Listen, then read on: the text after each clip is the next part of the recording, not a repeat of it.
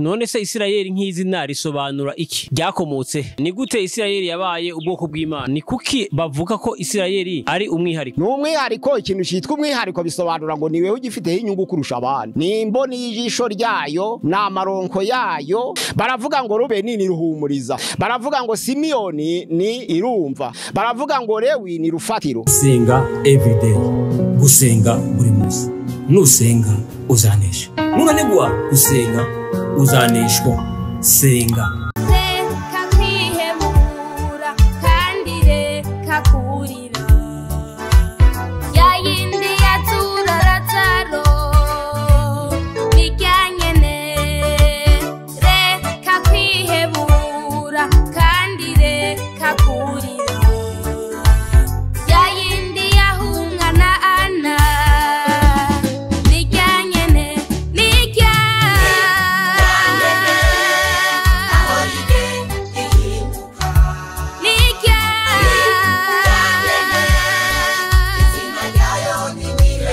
Reka ngusuhuze inshuti ya gusenga everyday, nizere ko mumeze neza mu bisanzwe. Muri kumwe nanje Manakiza Edouard, abari mu Rwanda shalom, abari mu Burundi shalom, abari muri Congo, abari muri Kenya, abari muri Uganda, abari muri Afrika, mwese mushaka kumva Ikirundi n'ikinyamurenge, ese n'urundi rurimi rwose ushaka kumva ururimi turimo turavuga. Turakwaka gusenga everyday aho waba uherereye hose muri Afrika, abari ku mugabane w'Uburayi shalom, abari ku mugabane wa Asia shalom, abari ku mugabane wa Amerika shalom, abari ku mugabane wa Oceania shalom. Turakunda kuri gusenga everyday mu inshuti zacu, mu inshuti z'akadasohoka, tukaba tubashimire kubana natwe mu biganiro tubabwira ngo Imana iba mugisha. Uyu munsi uko turi kumwe na Dr. Revera Pasteur Mpazibeguraho. Dr. Shalom shalom. Pasteur, watangira unasuhuza abantu? Turabasuhuza mu izina rya Yesu, abumva Ikinyarwanda, abumva Ikirundi, abumva Ikinyamurenge, abumva Ikinyabwisha, bose turabakiriye kuri channel ya gusenga everyday kugira ngo dusangire ubutumwa bwiza Imana yaduteguriye. Murakoze, ni karibu. Pasteur, watangira usenga Imana. Mana turagushimiye, turaguhimbaje, ugize neza. Umunsi waduhaye ni umunsi udasanzwe, umunsi watugeneye kubw'urukundo rwawe.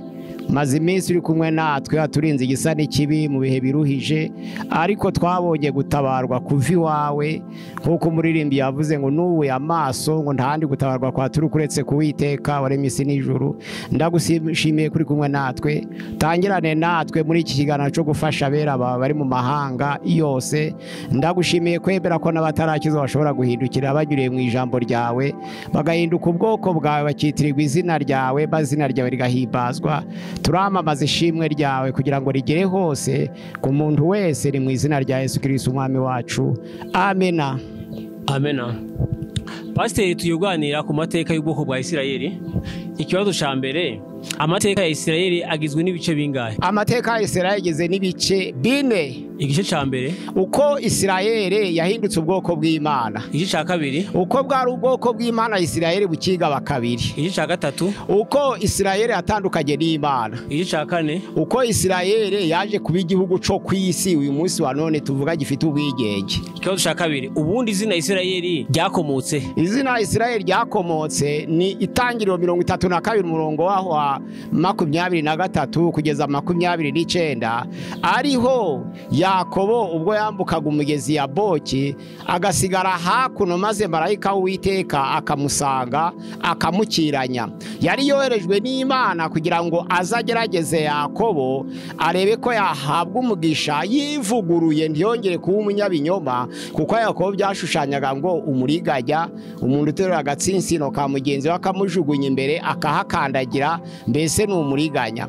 Ariko kuko yari yarariganije yambara ibikonjo, ariganya mukuru we umurage w'ubupfura, ni Itangiriro 27 ku murongo waho wa 22. Aho ngaho rero Imana yohereza marayika wayo kugira ngo azashire Yakobo ku gipimo arebe ko yisubiyeho. Niyo yamukiranyaga ijoro ryose, barakirana, yihindura umugabo marayika, ariko bugiye baratandukana amukora ku nyonga y'itako umutsi urareguka noneho marayika aramubwira ngo ndekura agende umusekuru atambitse Yakobo aramukomeza aravuga ngo sinkure kuruta mpaye umugisha aravuga ngo harya witwa nde aravuga ngo nitwa Yakobo aravuga uti ubwo wemeye ntiwongere kwiyambika ibikonjo ngo yite Esawu kuko ariganije Isaka wiyita Esawu wambara ibikonjo ukaba wemeye kuri Yakobo umuriganya nanjye ngiye kukubatiza mpindura izina ryawe ntabwo kiri Yakobo ukundi wiswe Isirayeli kuko wakiranije Imana n'abantu ukanesha ubwo Isirayeli bisobanura ngo uwakiranije Imana n'abantu akanesha. Ikibazo cya gatatu none se Isirayeli nk'izina risobanura iki? Isirayeli nk'izina risobanura ibintu bitatu. Icya mbere wakiranije Imana n'abantu uranesha. Icya kabiri urubyaro rwa Yakobo uko ari imiryango 12 yitwa Isirayeli. Icya gatatu imiryango 10 yitandukanije n'uwayuda n'uwabenjabe bakaja mu majyaruguru baje kugira umurwa mukuru witwa Isamariya niyo yasigaranye izina rya Isirayeli ubwo hepfo hasigaraga hitwa Ibuyuda. Nubwo busobanuro butatu buhabwa izina Isirayeli. Uwakiranije n'Imana n'abantu akanesha. Urubyaro rwa Yakobo kwari 12 n'imiryango yabo noneho ya miryango 10 yitandukanije n'uwayuda n'uwabenjabe bakaja mu majaruguru bubaka umurwa mukuru Isamariya nayo yitwa Isirayeli. Urakoze Pascal shakane ni gute Isirayeli yabaye ubwoko bw'Imana? Mu masezerano yayo nta uvuguruza Imana byanditswe muri Kuva igice cya 19 umurongo wa 5 n'uwa 6 haravuga ngo ni mu nyumvira Imana ibwira Isirayeli ngo ni mu nyumvira mukitondera isezerano ryanje mbatoranije mu mahanga yose nanjye muzambera amaronko kuko isi yose ni yanje Imana nije waremye isi yose ariko natekereje nta wambaza rero ngo kuki natekereje kandi byose ari nje wabiremye. Mu Baroma igice cyaho ni icya 9 umurongo wa 20 wa 19 kugera kuri 23 haravuga ngo mbese iyo umubumbyi abumbye ikibumbano ese ikibumbano nico kimugisha impaka ngo mpishusho runaka cyangwa umubumbyi ni ufata umwanzuro wo kukirema uko ashaka. Imana rero nk'umubumbyi yifashe umwanzuro wo gukoresha ubwoko bwayo yaremye nta uyivuguruza narizo mpamvu yatoraniye Isirayeli iravuga ngo ntihagire umaze impamvu amahanga yose isi yose ni yanje ngiye mpisemo Isirayeli ntimumbaze ndi umubumbyi bo ni ibibumbano nta urambaza rongo kuki nabagize nk'uko nabagize nk'uko ninje wabarebye ni umugambi w'Imana gutoranya kwayo bitavuguruzwa kandi bitabazwa niho yahindutse ubwoko bw'Imana. Kuva 19 umurongo wa 5 n'uwa 6 niho biri kandi rababwira ngo muzambera abatambyi b'ubwami ishanga ryera ari ubwoko bwera. Urakoze. Ikibazo cya 5 ni kuki bavuga ko Isirayeli ari umwihariko? Ni umwihariko ikintu cyitwa umwihariko bisobanura ngo niwe ugifite inyungu kurusha abandi. Umwihariko kuko usomye guteka kwa kabiri imice 32 umurongo wa 10 haravuga ngo Isirayeli ni imboni y'ijisho ry'Imana ariko usomye guteka kwa kabiri 14 umurongo wawo wa 2 haravuga ngo Isirayeli ni amaronko y'Uwiteka. Hariya rero ni ubwoko bw'Imana ni imboni y'ijisho ryayo ni amaronko yayo. Mu gitabo c'indirimbo ya Salomo haravuga ngo Imana ni umugabo Isirayeli ni umugore kuko bya nkuko bigereranywa ngo Kristo ni umugabo itoro ni umugore Imana ni umugabo Isirayeli ni umugore noneho rero Salomo ni umugabo umugore ni umugore n'umugabo wese ni umugabo n'umugore we wese ni umugore. Nubango irandirimbo ya Salomo ivuga mu buryo bune umugabo n'umugore cyangwa se umukwe umugeni yavugaga Imana na Isirayeli yavugaga Yesu ni itorero yavugaga Salomo n'umugore we yavugaga umugabo n'umugore we wari we wese. Noneho baravuga ngo Imana ni umugabo wa Isirayeli bigaragara ko ari amaronko ico waronka ku mugore wawe nta wundi wakironka nkawe kuko ico waronka ku mugabo wawe uri umugore nta wundi wakironka nkawe. Nizo mpamvu bavuze ngo ni umwihariko kuko Imana ibafite inyungu idafite ku bandi n'abandi badafite inyungu kuri Isirayeli. Urakoze Pascal cya 6 Yakobo niwe Isirayeli kandi yagize abana 12 abana amazina yabo nayahe? Yari afite abana 12 bose bavuka ku bagore bane. Hari Rubeni hari Simiyoni hari Lewi hari Yuda hari Dani hari Naftali hari Gadi hari Asere hari Isakari hari Zabuloni hari Yosefu na Benjamin. Abana 12 bubatse umuryango wa Yakobo. nibo rero Yakobo yabyaye bahinduka ngo imiryango 12 aribo bakurambere bacu twakomotseho mu buryo bwo kwizera. Urakoze Pasika dushaka 7. Nk'umuntu utazi igiheburayo hari amazina afitanye isano n'abana ba Yakobo mu Kinyarwanda canke mu Kirundi kugira ngo tuvuge ibyo twumva. Umuntu wahinduye Bibiliya y'igiheburayo akayishira mu Gifaransa cyangwa akayishira mu Cyongereza bakongera bagafata Bibiliya y'Icyongereza n'Ikinyarwanda n'igiheburayo bagashira mu Kinyarwanda, babyitayeho nabo batekereje ko abantu bose batakumva igiheburayo, buri zina bashira imbere yaho ubusobanuro bwaryo, buri zina bashira imbere yaho ubusobanuro bwaryo, buri zina uko ari 12 bagiye bashira imbere ubusobanuro bwa buri zina. Baravuga ngo Rubeni ni ruhumuriza, baravuga ngo Simiyoni ni irumva, baravuga ngo Lewi ni rufatiro, baravuga ngo Yuda ni duhimbaze, baravuga ngo Dani ni mucamanza, baravuga ngo Nafutali ni matabaro, baravuga ngo Gadi ni munezero, baravuga ngo Aseri ni mahirwe, baravuga ngo Isakari ni bihembo, baravuga ngo Zabuloni ni nturo, baravuga ngo Yosefu ni inyongezo, baravuga ngo Benjamin ni buryo bwanje, niryo se yamwise ngo mwana buryo bwanje, ariko nyina yamwise mbabare. Urumva rero ko abita amazina bakitariya bayita no mu Kinyarwanda ariko akabahuye bamwe batanabizi. Ubwo nukuvuga ngo umwana wa mbere yitwaga Ruhumuriza avuka kuri Leya, umwana wa kabiri yitwa Irumva avuka kuri Leya, umwana wa gatatu yitwa Rufatiro avuka kuri Leya, umwana wa kane yitwa Duhimbaza avuka kuri Yera, umwana wa gatanu yitwa Mucamanza avuka kuri Biruha, umwana wa gatandatu yitwa Nafutali matabara avuka kuri Biruha, umwana wa karindwi yitwa Gadi avuka kuri Ziripa, umwana wa munane yitwa Asere avuka kuri Ziripa.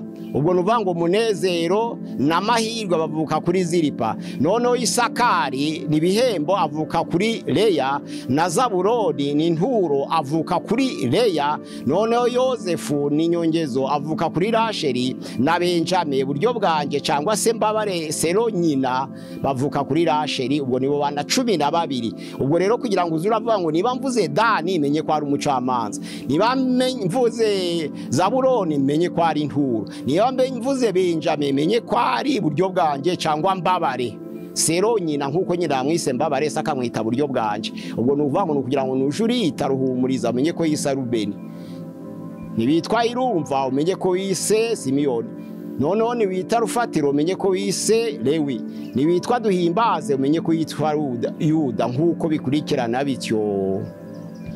Urakoze Pasika ushamuna. None ko Abisirayeli barabatambyi mu bwami bw'Imana baje gusubira mu bwami bw'isi gute? Abisirayeli barabatambyi nk'ubwoko bw'Imana kandi bw'ubwami bw'Imana, niko byanditswe mu gitabo cyo Kuva igihe cyaho ca 19 umurongo waho wa 5 na 6 baravuga ngo nimunyumvira mukitondera isezerano ryanje, nanje nzabahindura ubwoko bwanje kandi muzambera amaronko, ni ngewe Uwiteka ubivuze ntawe ubivuguruza, muzambera abatambyi b'ubwami kandi muzambera ubwoko bwera. Icemezo cyo kujya gushikisha ku mushitsikazi w'Iyandori. Ubwo Sawuli rero aba ikibazo kandi izina rye ryasobanuraga musabye Imana, ariko abahindutse ikibazo imbere y'Uwiteka kuri ibyo byaha bitatu uko bingana. Nuvanga uruhande rwiza rwagaragaraga mu gutambira Uwiteka kuko atagondozaga abaturage, ariko none uruhande rubi nuko yagiye gushikisha ari umwami watoranije kandi ari umwami utegeka ubwoko bw'Imana hatabajije Imana ngo arebe impamvu yo gutsindwa kw'imbere y'Abafilisitiya, ahubwo aja kuraguza. Urwo n'uruhande rubi, kuraguza n'uruhande rubi, ariko gutamba ibitambo rwari uruhande rwiza. Urakoze Pastor.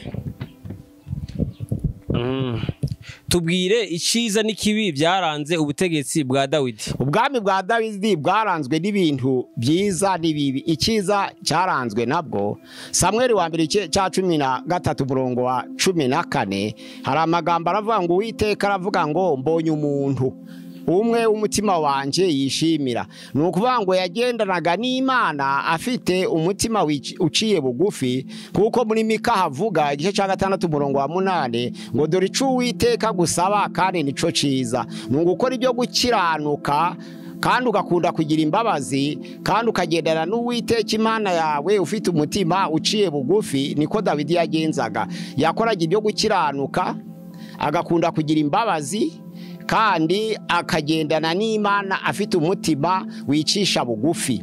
None akaga yagiraga ibyo biboneka no mu byakoze n'intumwa igice cya 13:22 aho Uwiteka Imana imuhamya ivuga iti mbonye umuntu imbere yanje ufite umutima umeze nk'uko umutima wanje ushaka. Nubanga ibyo Dawidi yakoraga n'ibyo yatekerezaga byaremeze nk'ibyo Uwiteka ashaka, ariko akagira intege nke.